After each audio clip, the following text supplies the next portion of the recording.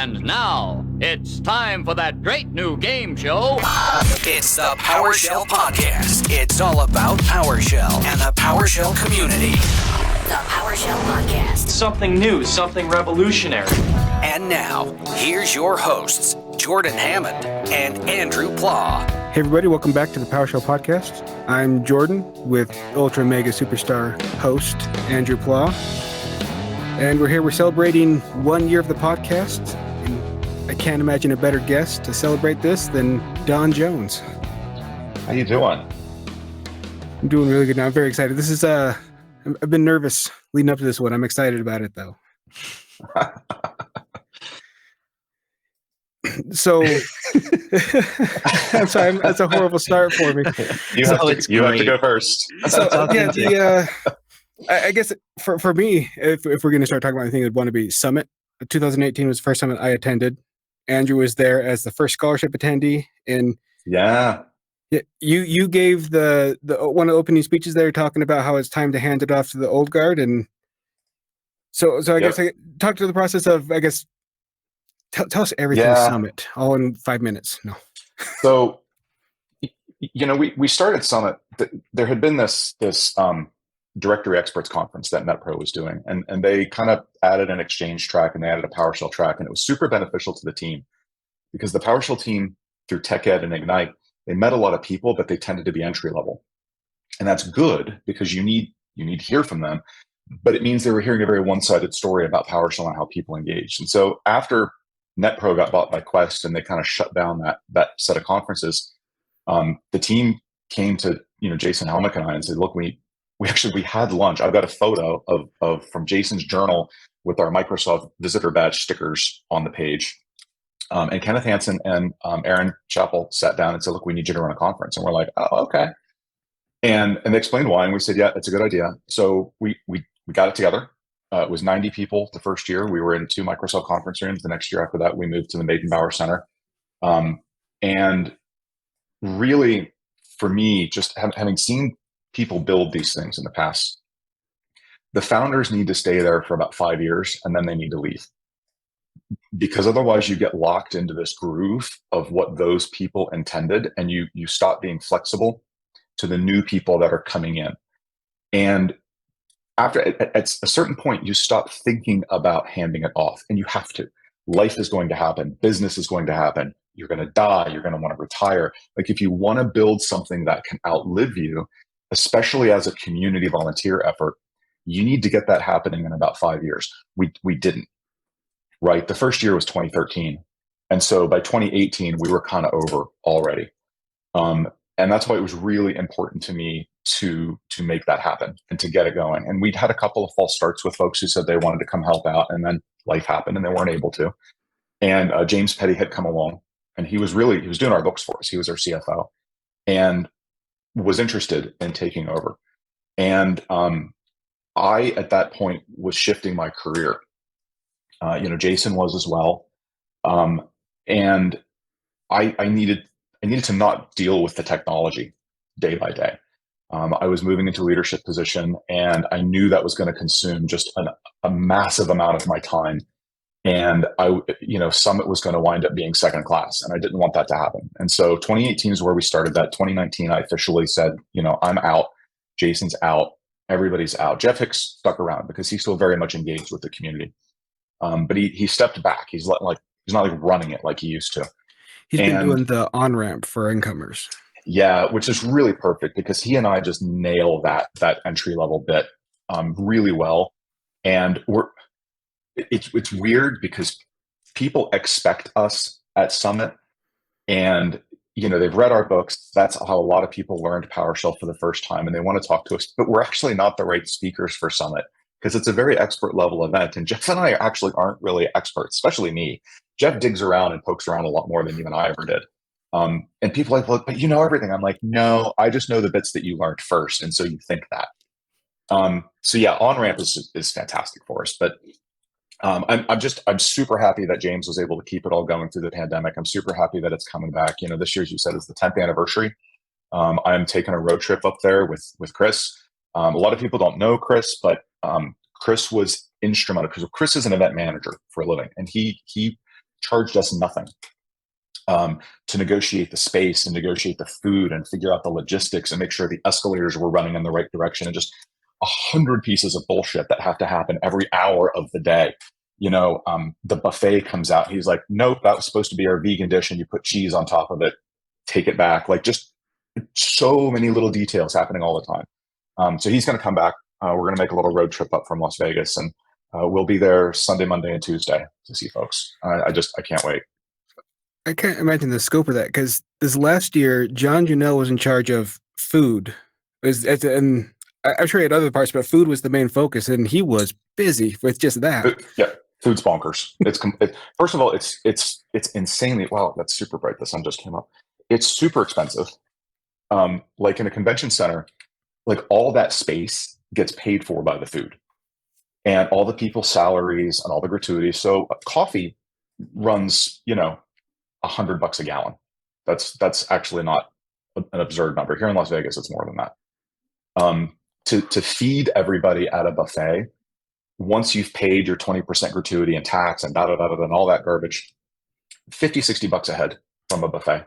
Wow. It's expensive. It's really, really expensive. And then you start adding in, like people will come to you and say, oh, I need a kosher meal. And you're like, are you sure? Like, if you just don't want pork, that's cool. We're not going to serve any. But if you legit need kosher, I have to have that made at an offsite kitchen because it's got to be blessed and observed, and there's rules. And ultimately, you're going to get a plastic box full of leaves and some brown sauce on top, because that's what always happens. Yeah. So yeah, I mean, the catering aspect of a conference is insane. It's one of the single most difficult pieces of it. You have a minimum you have to spend in order to justify using all that space, which is why you'll see us be like, yeah, get another keg of beer. It's not that we're drunk. It's that we've got $800 left to spend. And so we might as well spend it. I have a question about Summit. I know there's a big focus on stepping out of your shell, asking questions, getting involved. Where did that come from? And kind of why did that start getting injected? Because I think it's part of what makes Summit so magical is the way people conduct themselves in the general community. I didn't want to run another tech mentor. Not that there's anything wrong with a tech mentor. I didn't want to run another mini Ignite or Tech Ed. People go to those and they consume. And that's fine. That's what it's for, right? But Summit wasn't. Like, we didn't put Summit on for the attendees. We put it on for the team. And the team needed to hear from people who were using PowerShell at a variety of levels. And we are not the most social group, right? So I really wanted to make sure that there was an environment where people felt comfortable, not knowing an answer and asking a question, where they felt comfortable talking to the team, where they felt comfortable talking to each other and exchanging ideas. And another piece of that too is, if you go to a conference and you learn a lot, then you might go back the next year, but you also might not. If you go and you feel like this is your tribe now, these are your people, and you miss them from last year, and you miss that feeling of belonging, you're going to find a way to come back. You're going to try really flipping hard to find a way to come back. And we tried to keep the pricing to the point where a lot of people paid for it on their own, like when their boss wouldn't. We actually make very little profit off Summit as intended. We made enough to run the org, and that was it. But the whole idea of like talk to people is because I wanted it to be a community, and that's why we never blew it up to 500 people. We could have run a 500 person event, but I felt it would lose it. Wow, that's interesting to hear, because I would have thought that, maybe you would have done it for 4 or 5 years and been like, okay, we need to focus more on this. But it sounds like from very early on, this is part of it. And from what I've observed is usually for things to actually last, they have to be kind of part of that core values type thing. And I think it's really cool to see that that's what part of what makes Summit so special. You have to go into your business knowing what your business is for and what you want it to be. And you need to write that down as a mission statement, which we did. And you need to stick with that. We always had some backup plans. Like, if we couldn't find anyone to take it over and we couldn't do it, we could have sold the event to a media company that does conferences, and it would have been fine for a year or two, but then they would have killed it, right? Because they would have focused on increasing the attendance and increasing the revenue. And I get it. They're a business. That's what they're for. By setting it up as a nonprofit, we took some of that away. And And I really wanted to make sure it was for the people.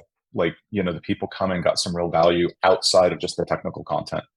Look at you, you're doing a podcast and you joined that community, and now you're a contributing part of it. So that's what I wanted to see. And thank you so much for that opportunity. It's been really awesome to be going through this journey or whatever. But one thing that you've mentioned earlier, and one key lesson that I learned and have been learning and try to position myself to execute on someday, is creating a system that outlives you, like you said, that you can hand off to someone else, that is sustainable, that continues to give value. That to me is some of the most powerful things in the whole world. And I'm so fortunate to have been able to see someone execute on that and get to experience the benefits of that. Yeah. And it's about creating something that offers value to people and showing people that you can do this. You can contribute to this. You don't have to run the whole thing. There's a bunch of us who run it. You can step in and pick part of that up. And if you lay that out for people and you make it really transparent and clear to people, then you usually will find someone who says, yeah, you know what? I want a piece of that. Now, looking at your career now, let's take you way back early on in your career. You're just getting started out in tech. You're just starting to make some money and feeling good about yourself. How would you feel about making money? I don't know about feeling good about myself. Fair. That's a stretch. But how would you, I guess, feel about what you've done so far with creating organizations that help people in huge ways, writing books, having this massive impact? How do you wrap your head around that? Because to me, even impacting a few people is really awesome, but to be where you are now compared to then, it's got to be a big thing to wrap your head around. Yeah, I'm not even sure I wrap my head around it now, to be honest with you. Like intellectually, I know that a lot of people have bought the books, and then I go to Summit places and, people come up and say incredibly nice things, but I probably still don't even know the scope of it. I was, I'm not college educated. I was a relatively lower middle class kid, Navy parents. My first tech job was very much an accident, right? My guidance counselors told me I couldn't do computers. I didn't like math. I didn't like doing math homework. And apparently that's what you have to do computers. So my first job was desktop support. It was for a retailer. I did register support. So we had computer-based point of sale. And it was very much accidental. I worked for the company in one of the stores and just applied for the job and got it. If I was to go back and tell that person that, 30 years from now, you will have written a bunch of books and spoken at conferences and everything else, I don't think that would have made sense. I would have had no context whatsoever. I don't know that I read a lot of magazines. The books I read were novels, which ironically now I am writing. I didn't know conferences were a thing. I was 24 when I got my first tech job. It wouldn't have made any sense. Well, so even with the books you wrote, it seems like the community is involved. Because like PowerShell month of lunches, which is probably the most recommended. Yeah. I think in the latest version you wrote the foreword for it, but it's like a mini hands. James Petty took a lot of that on as well. So it's even the useful of the book. I had nothing to do with the latest edition other than writing a foreword, and they adopted the text that Jeff and I had written. It's very much their work. But yeah, and that's another case. Like Manning obviously wanted to keep the book going. I obviously can't. And so they worked to find some people who could take it over, and I tried to be as supportive as I could and bringing them together. But, it's funny you say that about that book. So, I wrote like 3 PowerShell books prior to Month of Lunches, right? Really? I know you wrote Windows Server 2003 Weekend Crash Course. No, let me grab the first PowerShell book that was ever published in the world. Was this guy? The Field Manual. No, the Friendly Manual. Definitely not the other F. So I wrote that. Jeff and I did. We wrote a second edition. And then when PowerShell 2 came out, we wrote another one. And we did that when we were at Sapien.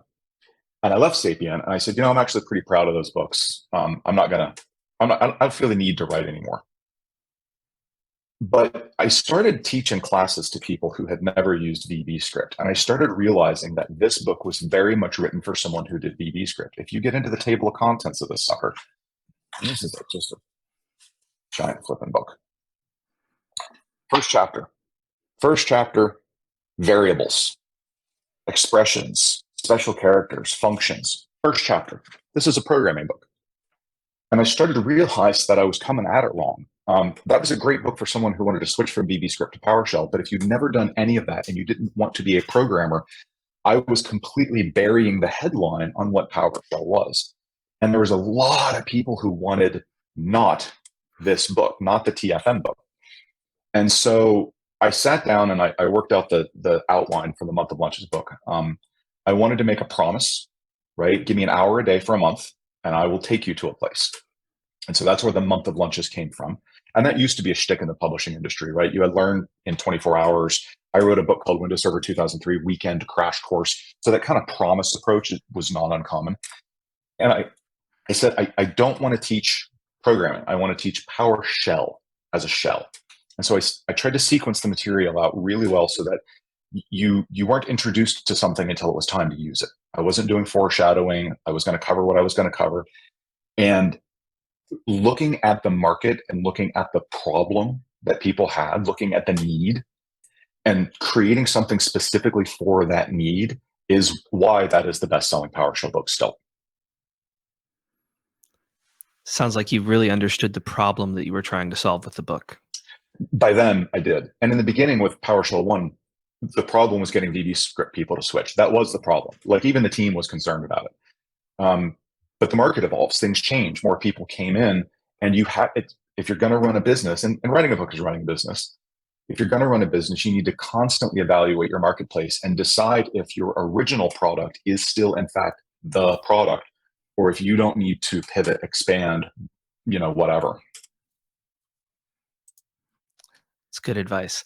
It sounds like you spend or you find success in observing the larger system and how to approach things. One thing that you mentioned a company's mission statement, having a well-defined one of those.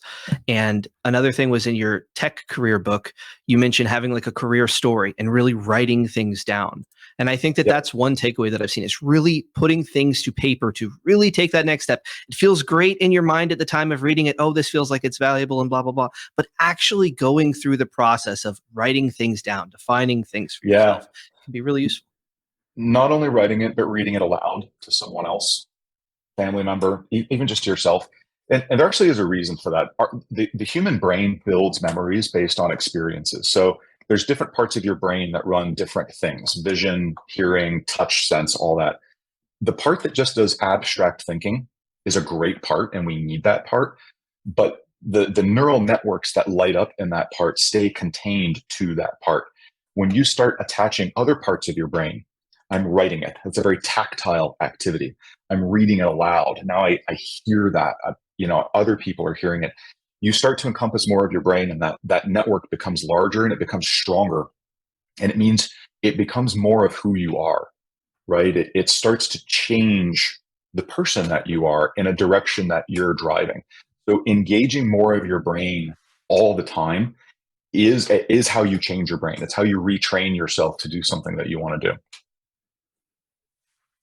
Do you have any advice for approaches to books? Like there's a lot of books with great lessons in it, but how do you read a book, nonfiction, and get the most out of it and really absorb it?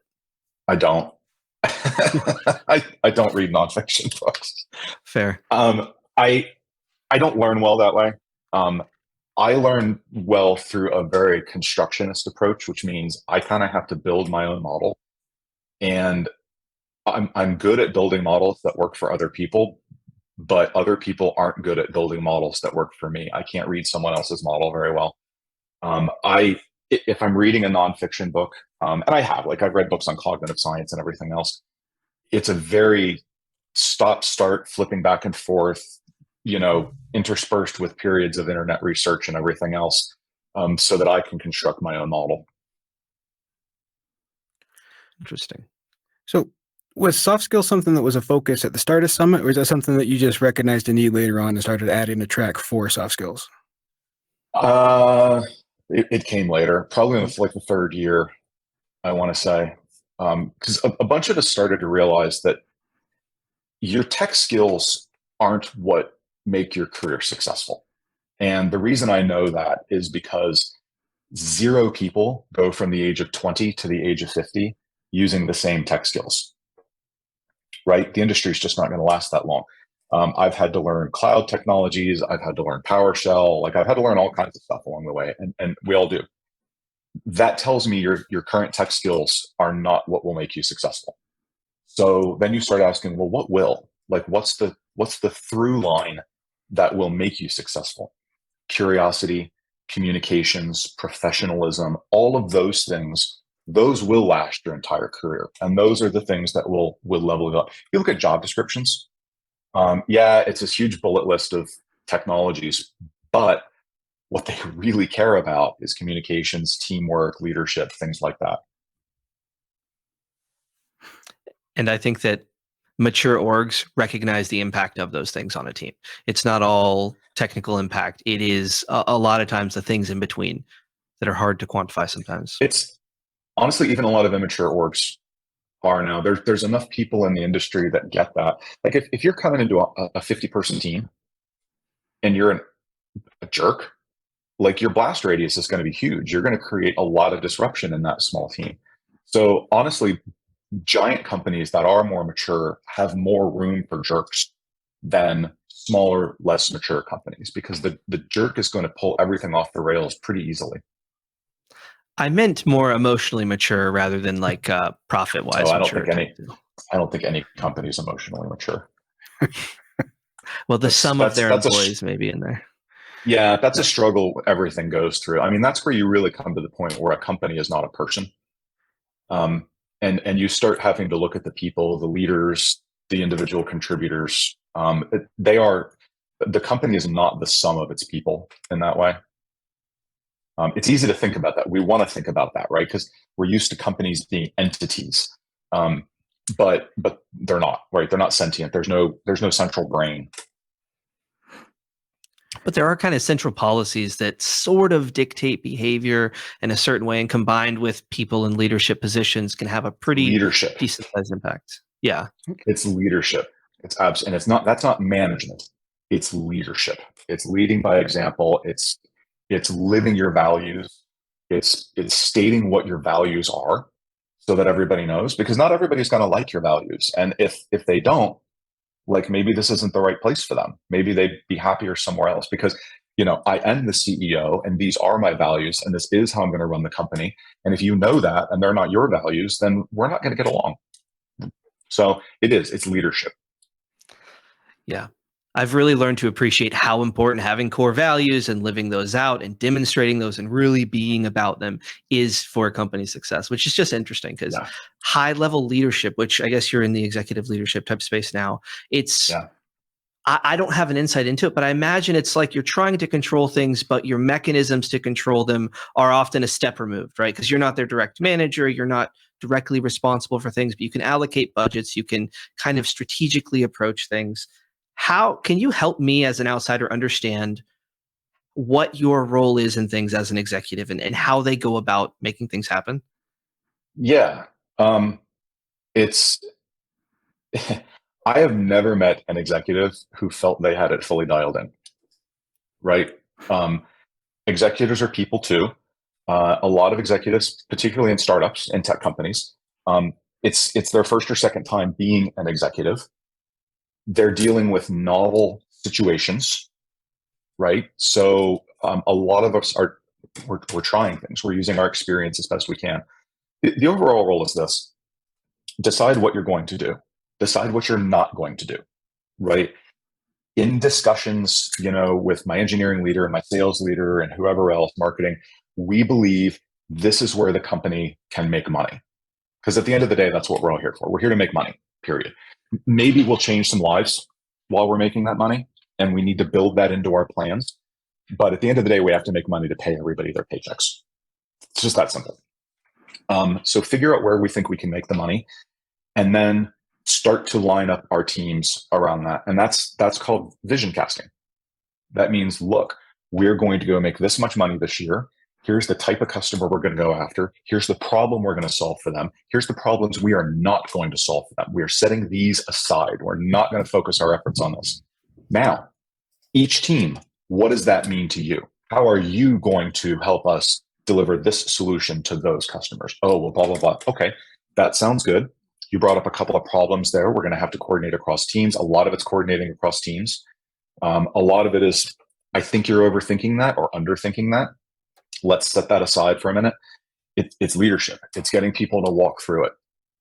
And then ideally, once everybody's lined up around what they're going to do, letting them do it. Like not whiplashing them in a different direction every 5 minutes.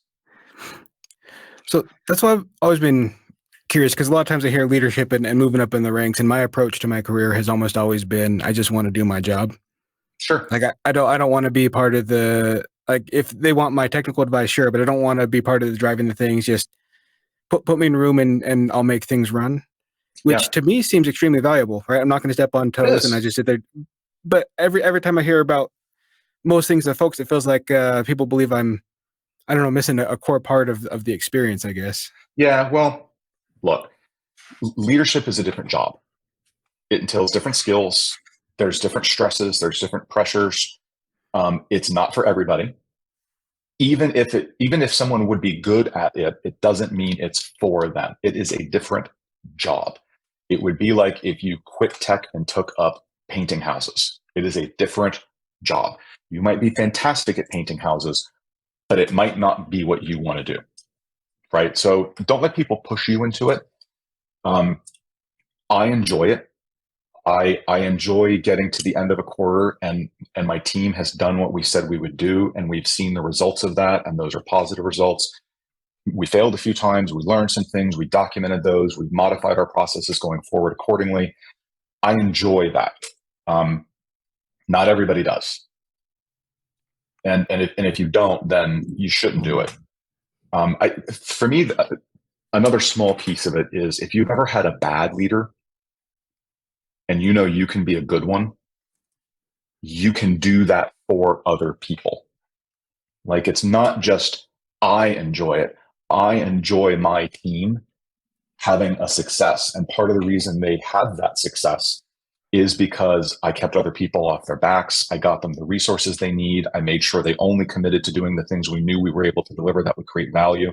Like I helped create the runway to that success, and then they flew the plane.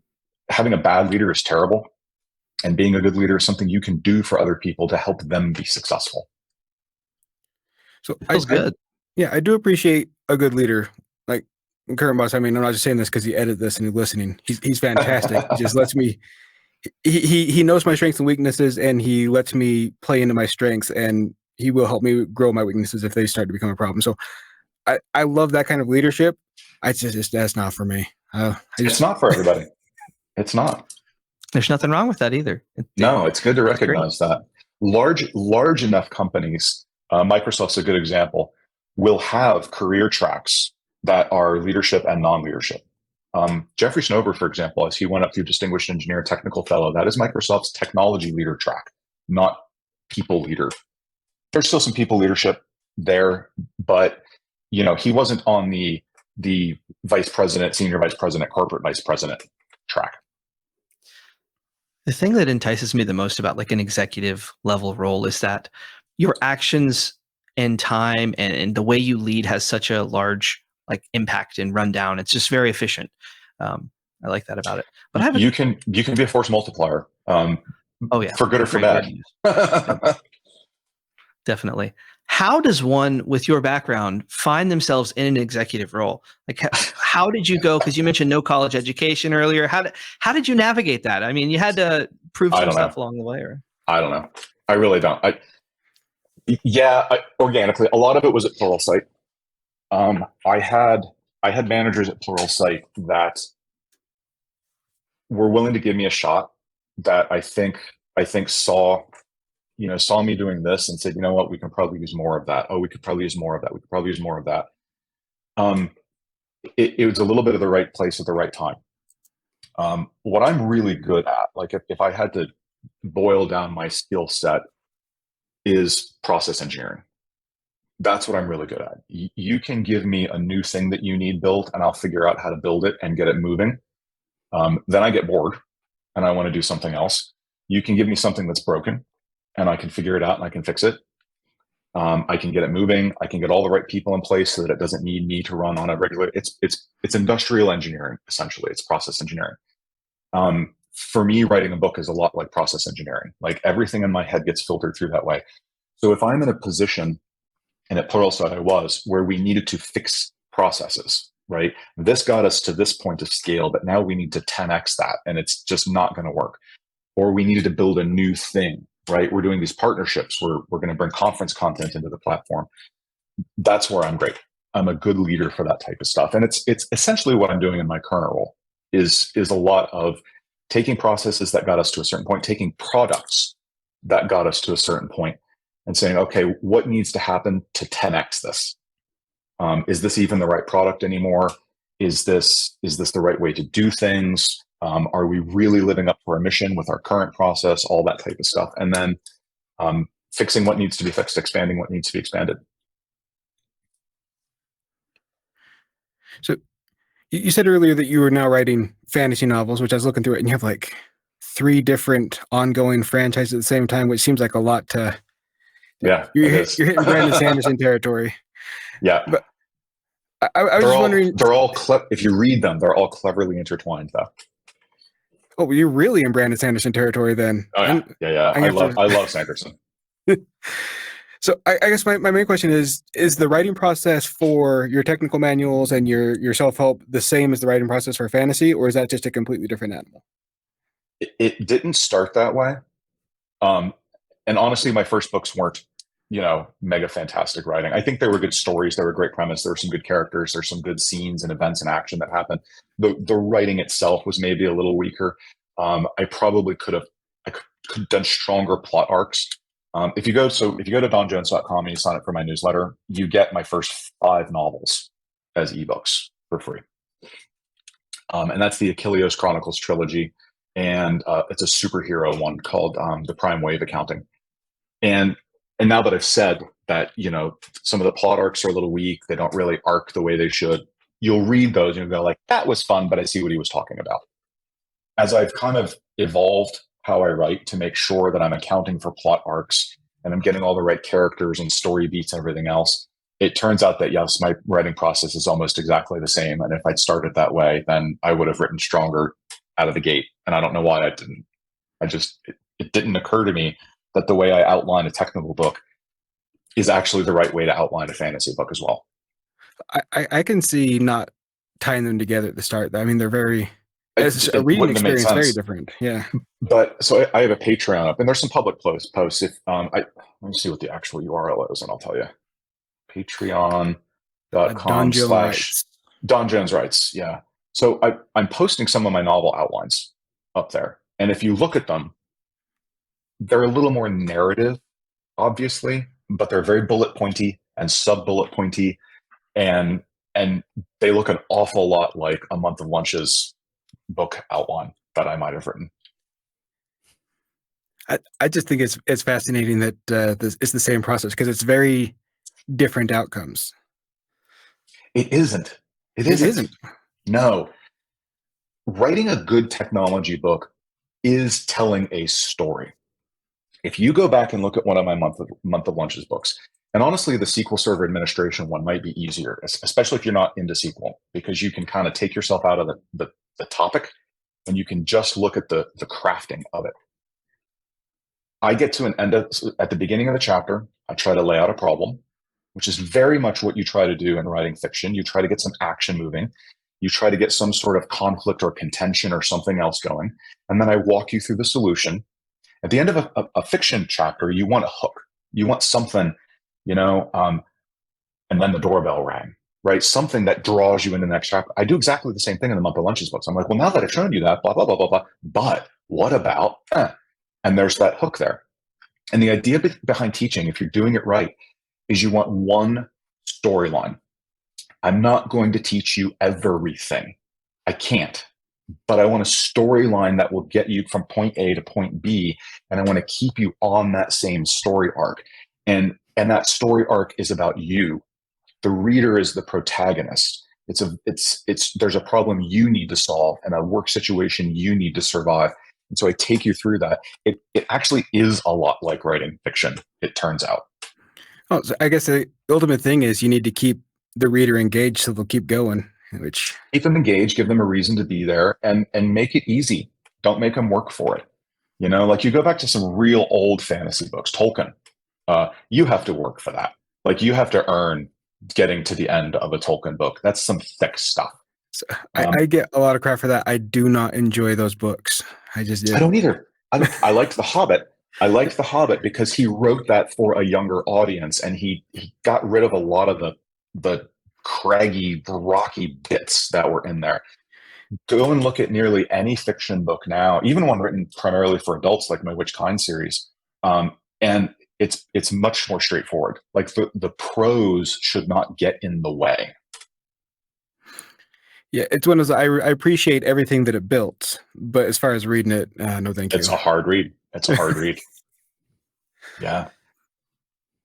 You look at some of the oldest science fiction stuff out there. So go look up Doc, D-O-C, Doc, E.E. Smith. And he wrote a series called The Lensman. And it's like if someone could summarize it and make a movie out of it, it'd be great. But the reading is thick. It's really thick. It's hard to get through. And it was, I mean, that was Hugo Award winning stuff at the time. And now you're like, whoa, that's dense, dude. Like bring it back. When did your interest in writing fiction begin? 2002. Probably before that, honestly. I wrote short stories and stuff just for friends of mine. But around 2002, Chris got me a copy of Peter and Wendy, which was the J.M. Barrie, the original Peter Pan novel. And I wanted to do a retelling of that. I wanted a bigger version of it. I didn't want Peter to be the main character.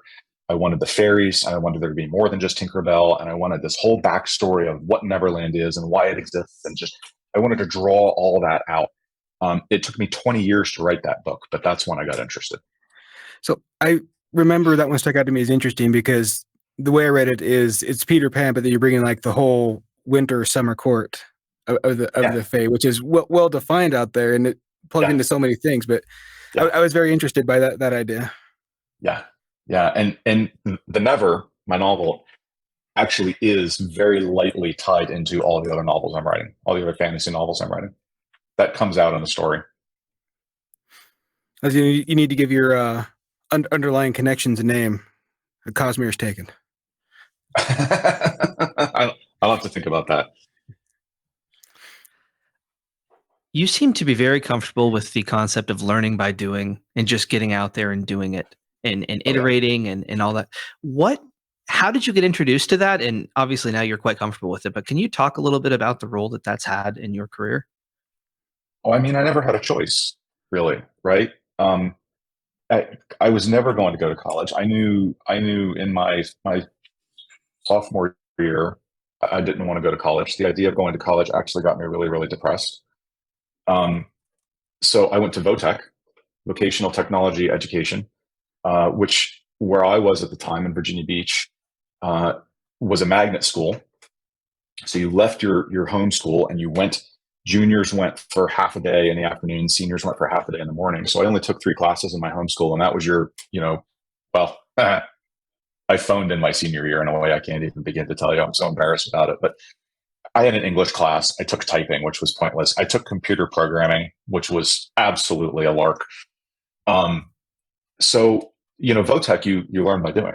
I took electronics and computer repair, and we were fixing TVs and fixing computers and doing stuff. So I had only ever learned by doing. I had never really sat through a lecture on anything where someone told me to do something, but I didn't immediately go do it.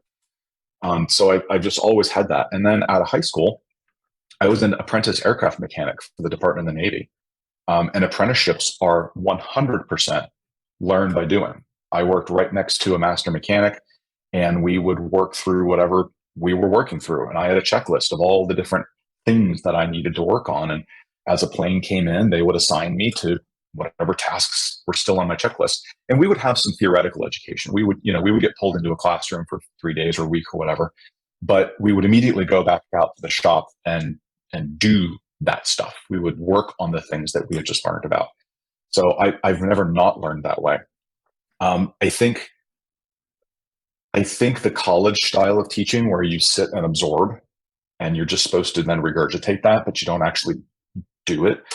And that's like doctors obviously do. You teach them how to cut people open and then they go cut people open. But I think it makes people hesitant to try things. But 100% of human progress is from trying things, not listening to a lecture. We try something and we screw it up. We're very afraid to screw things up. We're very afraid to fail. And it's not from I don't want to take the whole production environment down. Well, I didn't expect you to experiment in the production environment. Full stand up a VM someplace. But we're so afraid to fail because we lose points. It affects our GPA. We look stupid. People make fun of us. All of those things that we don't try. Like our interest, our curiosity in just poking at something is deleted when we're still teenagers. And it is impossible to really, truly learn something unless you have done it and failed at it. You have to fail at it to do it, because that's what makes your brain care about it, right? It's a survival instinct. I walked across this lake and I got mauled by a bear. Not going to do that again. So you have to have those failure opportunities. And the only way to get that is to experiment and to be willing and actively eager to fail. If you're listening to this and you're waiting to take your next step and whatever goal you're trying to reach, just take that step, fail, apply for that job, just see what's up. Just do it. You'll be better for it. You'll learn some lessons. You might end up in a wild spot you never believed in. So give it a try. So one of my thoughts I never would have written this bookcase full of books if I hadn't got laid off from a .com and not picked up the phone and called my recruiter and insisted he find me a job immediately. Yep. The recruiters are always interesting. Like that's a big one in IT, where there's really good recruiters where they're very interested in getting the right person, the right job, and there's ones that just want to shoehorn in people in. And getting a bad recruiter could change your entire outlook on IT, I think. Oh yeah. Yeah. There's actually a recruiter I'm connected to on LinkedIn who does not a podcast, but you can just do live videos on LinkedIn and such. What's his name? Taylor Dessein. Yeah, Taylor Dessein, Desseyn. His tagline is "Recruiter against recruiters," because you're exactly right. A lot of recruiters are just there for the paycheck, and they'll try and shove you into any job they'll get paid for. And he does talks on how to deal with a recruiter, like how to make sure we're going to do the right thing for you. It's really, really interesting. Am I rude for almost never replying to those recruiters who hit me up? No. I have such a low response rate on those. It's like 0. No, it's not rude. You're probably stupid, but not rude. So, and I'll tell you what. I'll tell you what. Hang on. I don't want to call him stupid and then not explain. The job I'm in right now, I ignored them 9 months before I took the job, and they circled back and said, "Hey, we are dying to, can we at least talk to you? Maybe you know some people or give us," and they talked to me and they started explaining the job. And I'm like, oh, that actually is really interesting. It's really, really interesting. Tell me more. So I was stupid. I should have taken the call. Mine was similar. The recruiter that got me where I'm at currently, he reached out to me 4 times, and I'll be honest, the job title was just so bad that I wasn't interested. And so the 4th time, he says, "All right, it's not for you. Do you know someone who would be a fit?" Which got me to ask, "Well, what does it entail?" And he explained the job to me. He's like, "Holy, I want that job." Yeah. Yeah. Sometimes recruiters suck at marketing. And, even if you don't want to take the time to get on a call, at least say, "Hey, if you can write me 2 paragraphs about what this job is here in LinkedIn, I'll let you know if I'm interested or not." But at least virtually take the call. A lot of the reasons we don't is because it's like sales. We don't want to talk to them. We're not extroverts. I just don't want to get on the phone with one more person and have one more meeting. Contemplating that change is huge. Like, even leading up to it, as I was going through interview loops with the new company and the recruiter was, how's it going, everything else, I started to get incredibly anxious just a ton of anxiety. I'd been at Pluralsight for almost 8 years. Company had been excellent to me. Like I had zero complaints. Everything they ever said, this is what we're going to do and be, they did, and they were. I wasn't interested in leaving. I was very comfortable where I was at. I knew my friends. I knew my colleagues. I knew where the bathrooms were in the office. Like it was easy. But, I got through that anxiety. I pushed through that unknown, and I am so happy where I'm at. I have such a wonderful team. The company is doing stuff that I care about. I'm useful. Like I am able to contribute at a level that makes me just feel amazing. Like there's an upside to getting through that anxiety. Like you will belong there as well. That change is hard to get through, and it's why we blow off the recruiters. So I do try to reply, but it's always, I take forever to get to it because I always should reply to that, then I forget about it. But it's always, I'm very happy where I'm at. I'm not looking for a change. But I think nice. I'm not currently. I would turn that around. You know what I would do? I would. Are you a Mac or a Windows person? Windows. Disgusting. Okay, so open up TextEdit or whatever 1930s text editor you guys have these days. Write yourself a boilerplate. Right? It's easy to reply if you can just open up this doc and copy and paste it, and then you're at least being polite. But I want you to really think about what that boilerplate says. Hey, I'm currently not actively looking for a position, but give me 2 paragraphs on this job. Sell it to me. And then see what they say. Because you don't know what's out there in the world. They might come back. You know what? 9 times out of 10, it's probably going to be, yeah, that sounds really similar to what I'm doing, and I'm really happy at where I'm at. And the grass isn't always greener on the other side. I'd rather take the thing I'm happy at than the thing I don't know. And you can have that as a boilerplate, no thanks response. But that 10th time, you might be, oh, but that sounds interesting. I'd like to talk to someone. So for Kelly, when you're editing this, don't panic too much. That's good advice. A lot of people are listening. Maybe they're not happy with their jobs. It's definitely worth it to put your name in the hat and see what's up. A lot of times the job descriptions don't even fit like what your responsibilities will be. Even if you're happy, could you be happier? What does 20 grand say to that? I mean, it might be. Exactly. Right? Definitely. Now, with your gauge on the industry and operations and development kind of thing, where do you feel like soft skills plays into the interview process? And more specifically, do you think that someone with lacking technical skills will have a lot more success if they have really strong soft skills? Do you think the companies are more willing to take that risk of educate versus picking the person who's really exceptional technically, but perhaps weak in the soft skills area? Depends on the company, but broadly speaking, yes. It's a little bit of positioning. So when a company is recruiting, there's really 2 pools of candidates they can pull from. The first is called industry, meaning people who have jobs already. And in those cases, you typically are looking for a certain level of skill set because you normally are going to want someone who can hit the seat and start contributing reasonably quickly. Like you don't want a long ramp up time.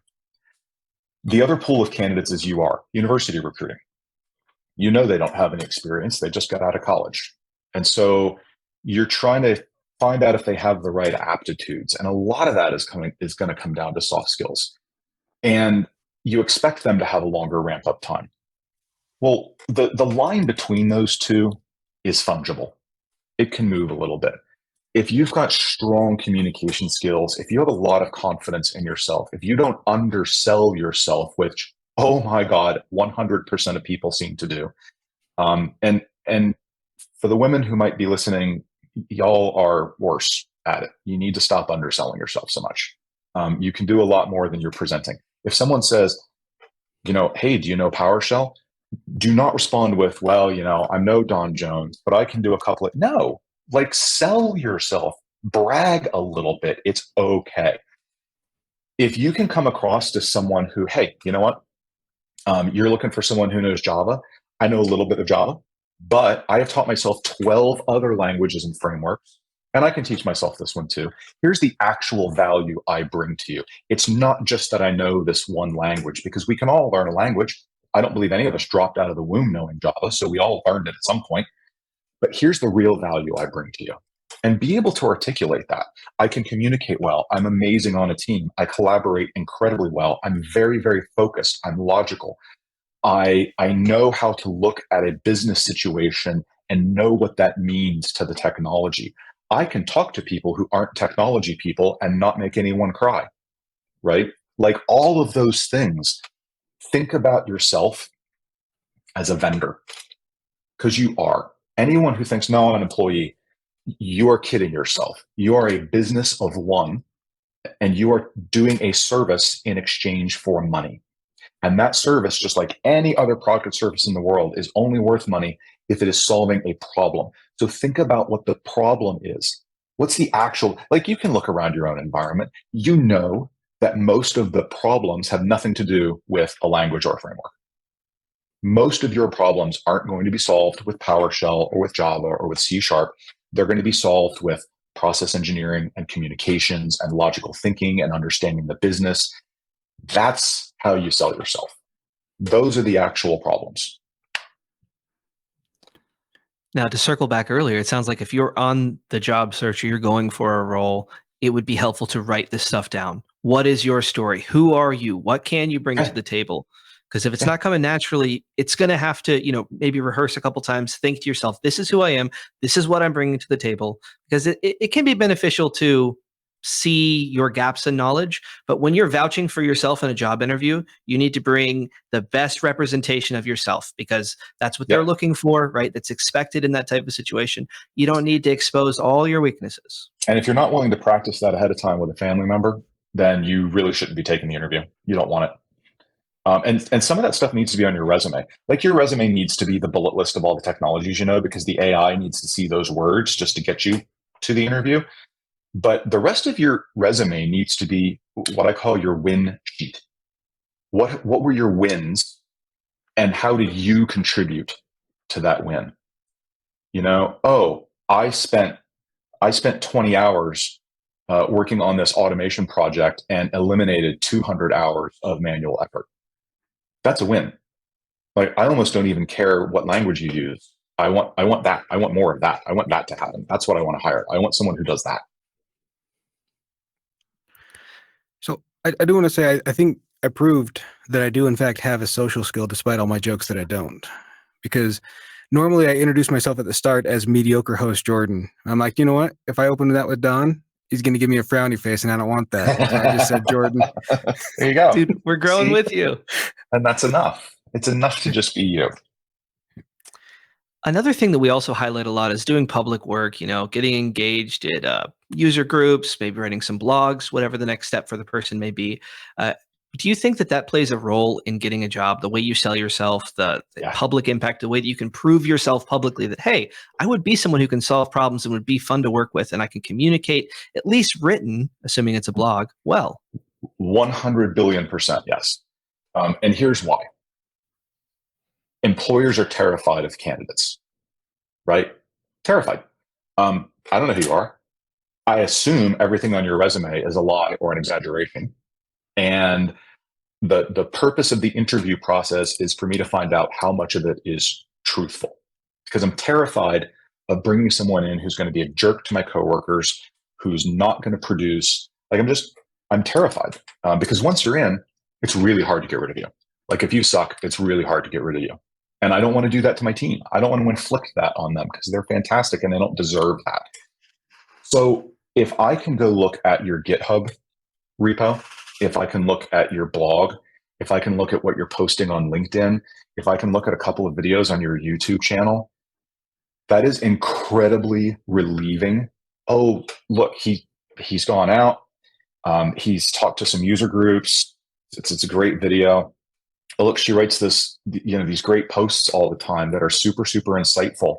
That like I'd love to have that kind of insight on my team. Or oh my God, look at her GitHub repo. She's doing these massive contributions to the community. I can get in the issues. Look how professionally she responds. Oh, even when someone's kind of being a jerk, she keeps it really professional and level. Yeah, I'm all about that. That's huge. Oh my God, that just makes my heart unclench.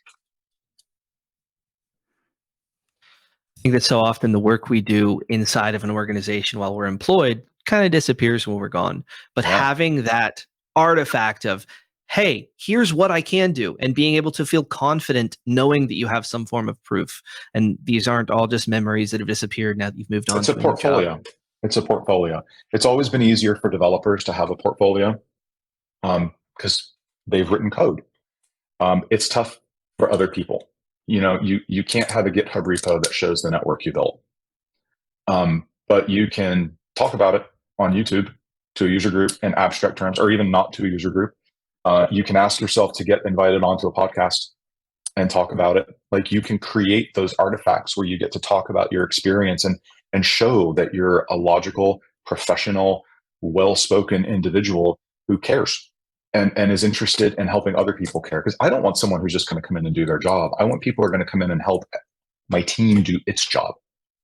Like, I want to see human interaction. I want to see collaboration. I want to see that, you can talk and you can have a meeting and people can disagree with you, and that's okay. And you can work through it. Like, those are all incredibly valuable things to see. And if you can have discussions, conference sessions, user group meetings, back and forth in blog comments, a conversation on LinkedIn, anything like that is just, it's helpful in showing me who you are and what you stand for. So get out there, people. We keep telling them, take your next step, do your thing. Engage. Do it. You'll feel great about yourself when it's over. All right, well, I think we're coming to the point where we're the common parameters, but we've hit a unique roadblock where a lot of the parameters are things that, like one of them, what's one thing, now you like to share with the younger self? I feel like a lot of this discussion is just that, is about taking your career next level. Like, we just spent an hour covering that common parameter. Yeah. If I had to tell my younger self one thing, it would probably be to take more risks. I wish I had gotten involved in the .com startups sooner.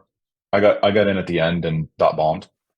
I'm super risk averse, incredibly risk averse. When I got laid off, not taking a job right away, I had anxiety attacks for 3 years, almost nightly. I had to come up with techniques. I would go back and tell myself, it'll be fine. It'll be fine. It will be fine. Take a few more risks. That's good advice. I'm with you on the conservative approach. Everything about me is most of us are very methodical. I'm still that way. I have to push myself.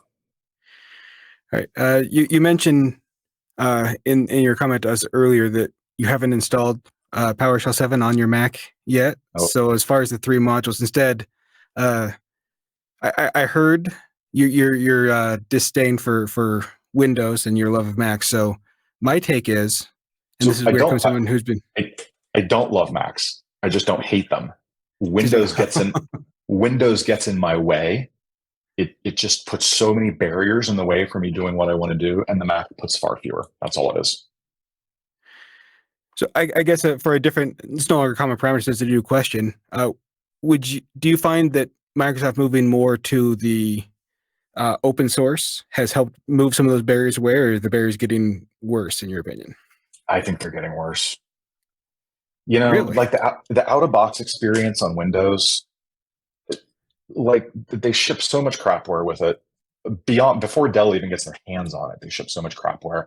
It's sign up for M365. You know what? I literally just bought a computer. It's covered in stickers. I have to go get Google on to get the stickers off.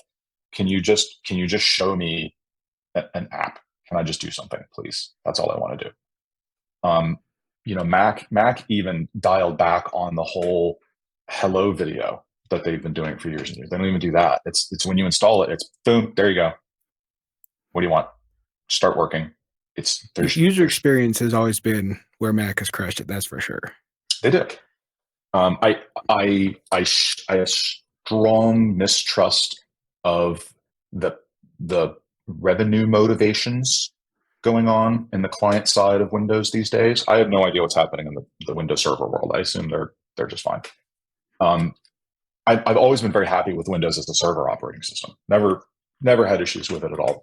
Just delightful working with it. I've never really worked with Linux servers in a strong sense, and there's no such thing as a Mac server, never really has been. Windows as a client, I just find incredibly frustrating. I had to help a friend the other day, and I pull it up. I'm like, oh my God, why do I have to click so many things just to get here? So the one that has me recently is they have started down the path of apps will reinstall themselves, or it's no longer just a simple uninstall. And that does make me very angry. Yeah. Whereas on my Mac, if I want to delete an app, I just delete the app. I click it and hit delete, and it's gone. All right. But I think this is one people are going to take the most away home with, because everyone assumes you've probably never made a mistake. So what's one time something went wrong while on the job, and how did you handle it? Oh, so many things to choose from. So the oldest one I can distinctly remember, when I worked for Electronics Boutique, so that became EB Games. They were later bought out by GameStop. We had an OS2 based point of sale system, and it was just a dumpster fire. And I joked, we had hired a new CIO, and I joked with him, I'm like, one day we're going to get snowed in or something, and I'm just going to rewrite this whole thing in Visual Basic. And he laughed. And we got snowed in. I rewrote the whole thing in Visual Basic. And so I was now the point of sale programmer. And they paid me overtime for my time and everything else, which means they got an entire custom point of sale system for about $20,000, which, looking back, wow, what a deal. Great deal. However, we were constantly adding to it. Like, we were constantly trying to grow the thing and add new things. We did, I shipped a new version every couple of weeks. And when I say I shipped, I mean, literally, I'm like, here, guys, here's the zip file, download it to all the stores tomorrow. That was our release process. This was the 90s. It was a simpler time. We had decided that we were going to I was going to integrate a card swiper. So at the time, you rang up the transaction on the computer, but you had a separate card terminal to process the credit card. Well, we wanted to integrate all that. So I put all the code in there. And the way I coded it was, if you didn't get the swipe, like if I didn't see the swipe, then you had to punch in the credit card number. Well, I shipped that, not thinking that, like, there's so many other steps that have to happen before they're going to be able to switch all the swiping over to the computer. And so for close to 3 months, every single credit card transaction, the store was being asked to key in the credit card number manually, which, it is appalling, both from a workload perspective, security. Like, looking back, I'm like, oh my God. And it wasn't until I was on the phone with the store, and he's like, hang on, I have to type in the credit card number. I'm like, well, but why? He says, it prompts us for the credit card number and everything. I'm like, oh, it does. Like, can you do anything about that? I'm like, oh, yeah, I can. Sorry. Oops. So that'd be happening for months. How does it take that long to get to you? Like, if that's such a pain point, you'd think that the complaints would have come rolling in early and fast. I mean, how long does it take for complaints to get to developers in any application? Oh, I guess that's true. Yeah. Right.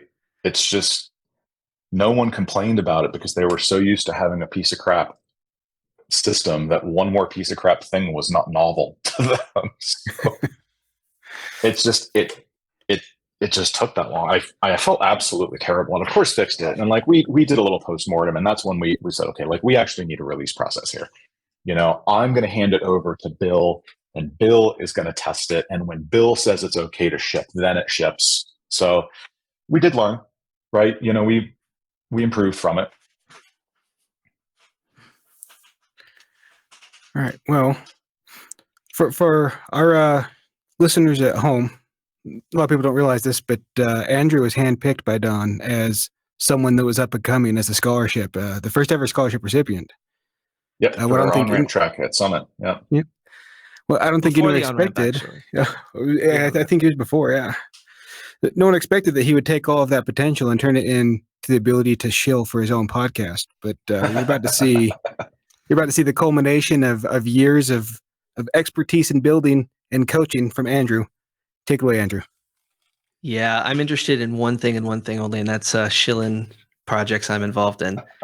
Thank you for listening to us, everybody. Like, comment, and subscribe on YouTube, and leave us a review on your podcast platform of choice. Email us, PowerShell@pdq.com. Tell us your story. Tell us what you're struggling with, your PowerShell journey. We'd love to hear it. And you can find us on the Bird website at PowerShell Pod. Thanks to Don for joining us. You had a huge impact on my life, and it's been an honor to get to interview you. Look forward to seeing you at Summit. Can't wait. Don, can't wait. Where can people keep track of what you're up to and see what you've been writing? You can look at donjones.com. That's easiest. I do have a newsletter. It's monthly, real low key. And if I am trying to not do the Twitter anymore because it has made me insane. But I am at Don Jones at what is it? techhub.social. Yep. Yeah, techhub.social. So I'm there, and I'm also at Don Jones at wandering.shop, which is much more, around people who love books and write books and read books. There's a bunch of authors on there. Awesome. Thank you very much for joining us. Thank you for having me. Thanks for joining the PowerShell Podcast with your hosts, Jordan Hammond and Andrew Plough. What's the matter with you guys? The PowerShell Podcast is a production of PDQ.com.